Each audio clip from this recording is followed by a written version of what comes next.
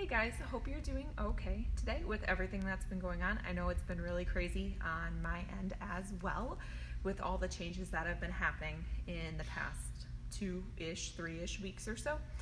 But tonight I'm going to talk about how you can keep squatting if you have back pain, or ways that you can continue to squat and have less pain or less back pain while you're doing that.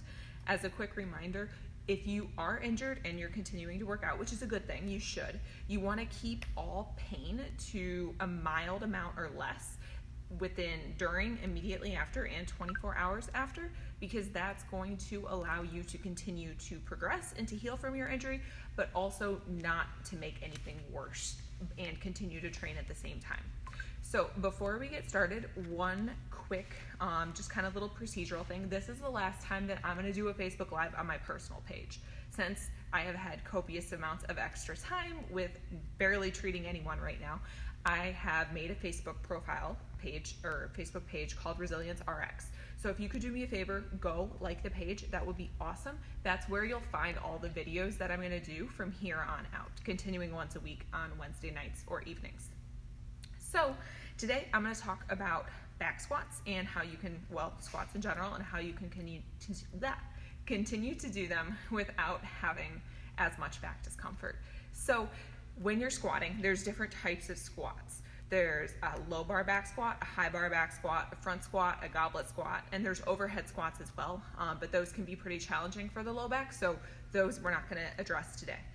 But when you're doing the different squats, your torso is at a different angle depending on the squat. And the more your torso is closer to parallel, the more stress that's going to place on your low back, and the more likely you are to have discomfort with that. So you're going to want to do a squat that's going to bring your torso more upright so you can have less discomfort and do better. So I am going to demo the squat so you can hopefully see the difference between them and how they look with the torso position. So for a back squat, we're going to start with a low bar back squat, and we're going to squat down and up. And here, my torso is already a little bit angled when I'm starting, and down and up. Now if I shift that to a high bar back squat and I go down, I'm a little bit more upright, a little bit less stress on the lower back. From there, if I switch it to a front squat and go down, I'm even more upright, much easier on the low back.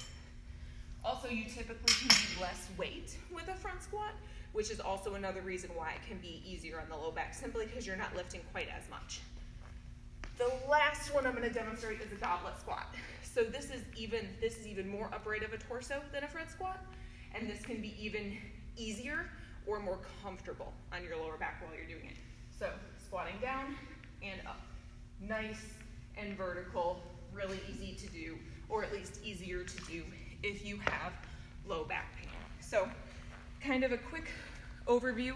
So if you're having low back pain and you want to keep squatting, I would suggest switching to a goblet squat or a front squat in favor of instead of a low or a high bar back squat.